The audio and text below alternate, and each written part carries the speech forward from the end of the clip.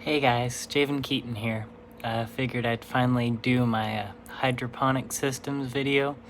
It's a little overdue, but hopefully you guys enjoy.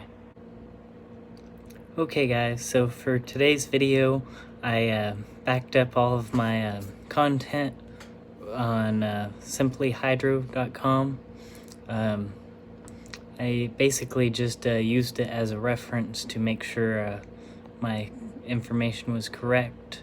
If you have any questions, that's a good source, but I'd also love to answer any questions you have in the comments below. Okay guys, so the basic systems that I think about when I think of different kinds of hydroponic systems, I think of the flood and drain beds, which are used in both hydroponics and aquaponics. I think of the aeroponics, which is the more expensive version. There is the less talked about constant flood beds, and I haven't seen a whole lot of information on the internet about that, but I have seen people use it. The Dutch bucket system, which is commonly referred to as the drip system. And the drip system, there's also, I believe it's called the slab system, where you just don't have a return for your nutrients, but we'll get to that later. The cracky method, which I didn't see a whole lot of information on either. The Wick system, the nutrient film technique, which is pretty much what most people think of when they think hydroponics, and the deep water culture. Okay guys, so next I'm going to be defining the systems separately. I'm going to start off with the systems in which Simply Hydro did not provide information for. So with the constant flood beds, they'll be fairly similar to what we'll talk about later with the flood and drain beds, and instead of draining every once in a while, there will be a constant water level and a medium level, and the media level should be above the constant flood level to allow the roots to aerate. And the cracky method is pretty much used home gardeners, not commercial or anything, and typically it works best with lettuce. You just mix your nutrients, set it where it just barely touches the bottom of your net cup or your whatever medium you're using to support your seedling, and your seedling slowly uses up the nutrients, and you never replace it or anything. And I think that's it for the systems which I didn't have information to back up. Okay guys, so the first system that simplyhydro.com talks about is the Wick system. The Wick system is considered a passive system. There's not supposed to be any moving parts in this system. There will be a reservoir in the bottom and a wicking material that will bring the solution to your media. The common medias for this type of system are perlite or vermiculite, cocoa coir or peat moss, and this system is not considered acceptable for large plants due to them using water faster than the wicks can bring nutrients in. Okay guys, so our next system is the deep water culture system. It's considered the simplest system. The plants float on the top of the nutrient solution, usually with a styrofoam board or something with holes cut out on it, and usually supported with a net cup in those holes. And people typically use a rock wool cube or the clay pebbles inside the net cup to support their seedling. And In the deep water culture, there will always be a air stone in the bottom of the reservoir. This is to supply necessary air to the roots so they don't die off.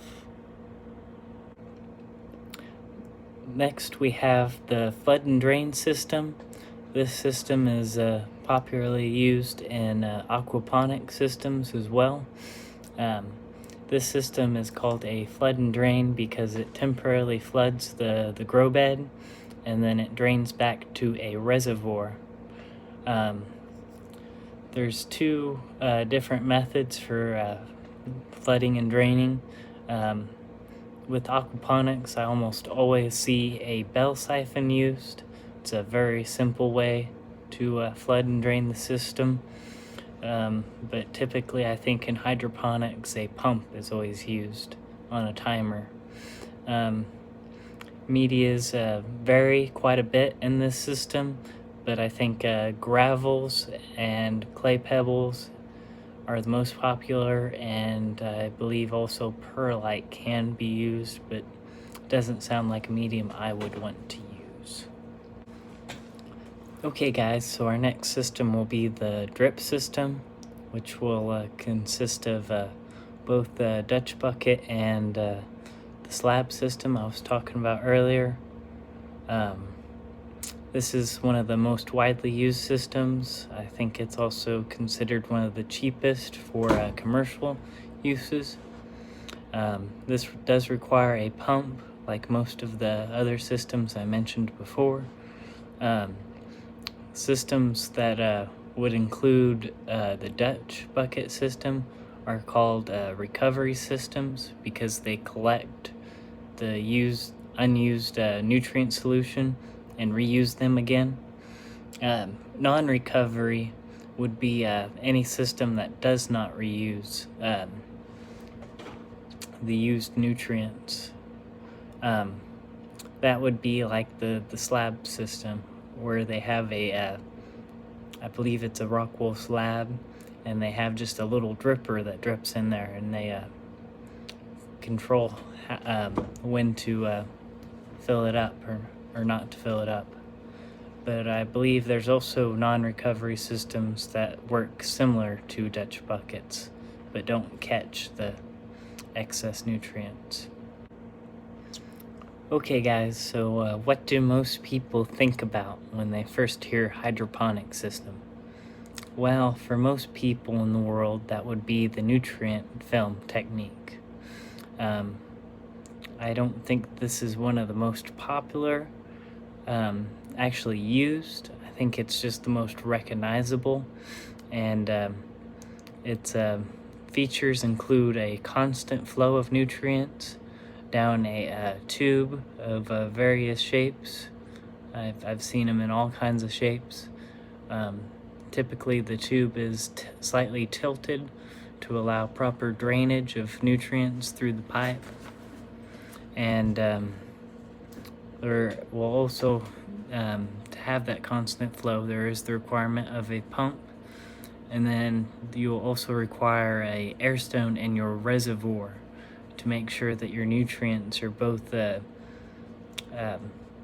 believe the term that I read was bubbled, but keeps your nutrients where they don't settle out, and then your plants will also want the air to take out of the nutrient solution while your roots are submerged in the nutrient solution.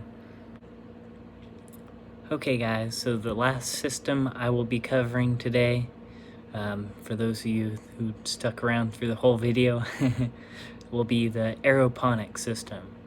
And I think that's a system that a lot of hobby growers and stuff are going to, just because it's a more sophisticated system.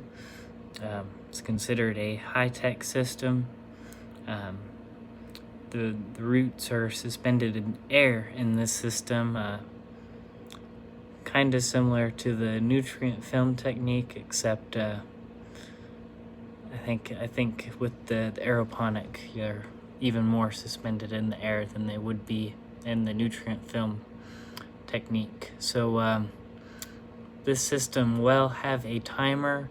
The misters that spray onto the roots that are suspended in the air.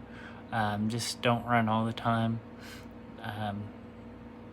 I'm not quite sure what the reason is. I did not see that listed. And then obviously you have to have a pump to run the mister. We'll see where this one goes. I think this is probably one of the systems that's going to evolve a little bit more in the coming years. Well, thank you guys for watching. I hope you enjoyed. If you have any questions, please leave them in the comments below.